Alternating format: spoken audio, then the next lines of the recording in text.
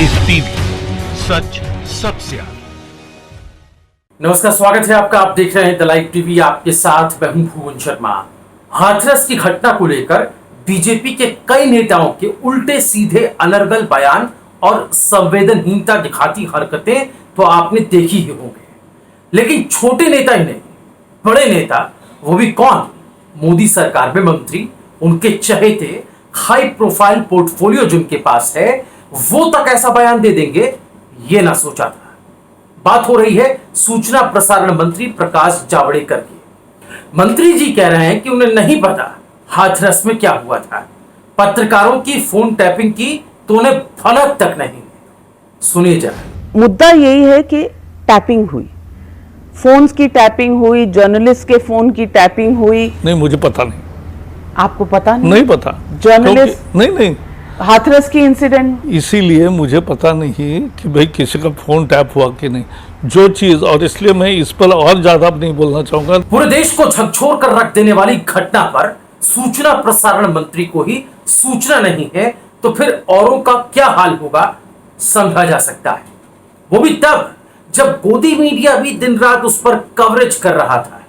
लेकिन जब मीडिया आपकी गोद में बैठा हो, आपकी चापलूसी कर रहा हो, आपकी वाहवाही कर रहा हो, तब आपको सब अच्छा लगता है।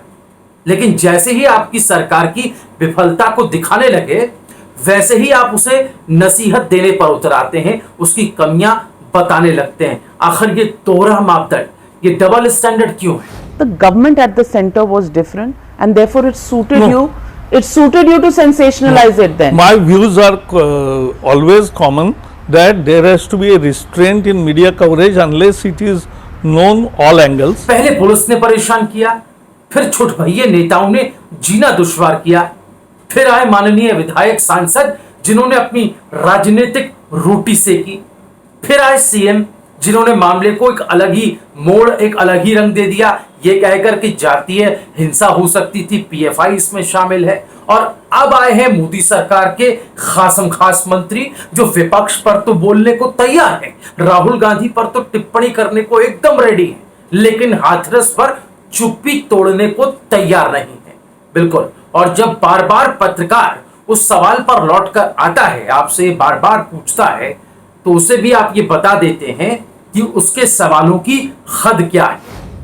यकीन आपको नहीं हो रहा है तो आइए आपको ये वीडियो दिखा देते हैं। आप राहुल गांधी पर बोलने से तो चूक नहीं रहे, तब तो आपको ये नहीं कह रहे कि मैटर सब जुडिस है, मैं नहीं बोलूंगा, लेकिन आप क्रिमेशन पे आप सब जुडिस होने का नहीं, सब जुडिस का नहीं मैंने बोला। मैं फिर बताता हूँ, ये लास्ट क्वेश्चन इस विषय पे लेते, क्योंकि मुझे इंटरेस्ट है कि फार्म और लेबर और एजुकेशन में जो बड़े बड़े रिफॉर्म हुए, देश में जो अटल टनल तैयार हुआ, जिस तरह से देश में तरक्की के नए नए पैमाने सामने आ रहे, जिस तरह से इकोनॉमी स्टेबलाइज होती और ऑटो सेल्स बढ़ते हुए देख रहे हैं, जिस तरह से हमारा एफडीआई बढ़ रहा है, जिस तरह से हमारी तरक्की हो रही है, उसकी भी चर्चा होनी चाहिए।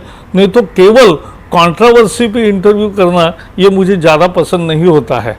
और इसलिए मैं कहना चाहूँगा कि मैंने केवल एक इंसिडेंस की चर्चा ऐसी की कि जिसकी मुझे जानकारी नहीं फर्स्ट हैंड, उस पर मैं नहीं बोलूँगा।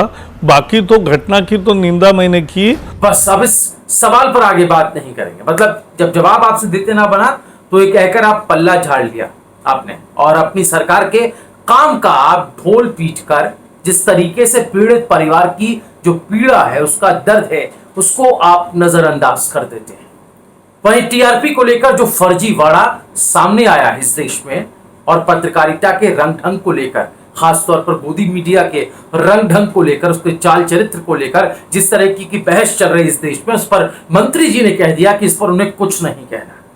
यानी गोदी मीडिया पर सूचना प्रसारण मंत्री चुप। I will not comment on anybody's style because what is your style is not my style. What is my style is not third person style. So everybody will have different style, but that I am not commenting on because that's not my job. वैसे देखा जाता है कि मोदी सरकार की नाकामी को लेकर जब भी कोई सवाल पूछता है, प्रश्न उठाता है, उस तरफ इशारा करता है, तो कोई ना कोई बहाना सरकार की तरफ से ढूंढ लिया जाता है। चाहे वो शाहीन बाग का मुद्दा हो या फिर हाथरस का, पीएफआई की भूमिका की बात दोनों जगह पर की गई और माहौल बिगाड़ने का शगुफा सरकार ने दोनों तरफ ही छेड़ दिया। प्रकाश जावड़ेकर से जब एंकर ने पूछा कि पीएफआई की संलिप्तता होती है हर जगह, तो उस पर आप एक्शन या कार्रवाई क्यों नहीं करते, उस पर बैन क्यों नहीं लगाते, सरकार तो आपकी है। तो सुनिए मंत्री महोदय का क्या कहना था। बैन क्यों नहीं होता पीएफआई? बैन तो हर जगह आप नाम लेते हैं, शाहीन बाग में उनका नाम लिया, केरला में जो आरएसएस के बीजेपी के वर्कर्स मरते हैं उसमें नाम लेते हैं, लेकिन कार्रवाई कोई नहीं होती। सही समय नहीं केस, हर केस में कार्रवाई हो रही है, हर केस में गुनहगारों को सजा भी फाइनली मिलेगी, अनेक जगह मिल भी गई। और एक हो रहा है कि सही समय पे सही निर्णय होता है। मीठा मीठा गप गप, कड़वा कड़वा थू थू। विपक्ष पर सेलेक्टिविज्म का आरोप लगाने वाले मंत्री जी, आप क्या कर रहे थे इस पूरे इंटरव्यू के दरमियान, हम आपको बताते हैं। आप खुद को, अपनी सरकार को और गोदी मीडिया को बचाने का काम कर रहे थे।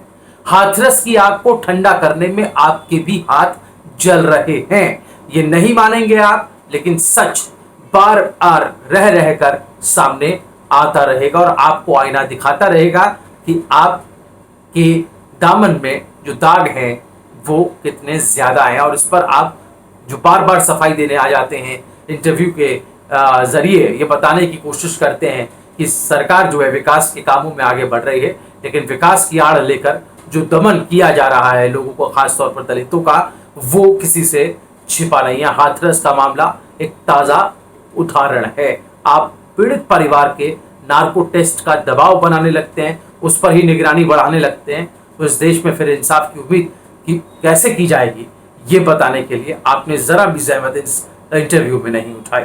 आपको वीडियो कैसा लगा हो नीचे कमेंट में हमें जरूर बताएं और द लाइव टीवी को सब्सक्राइब करना ना भूलें।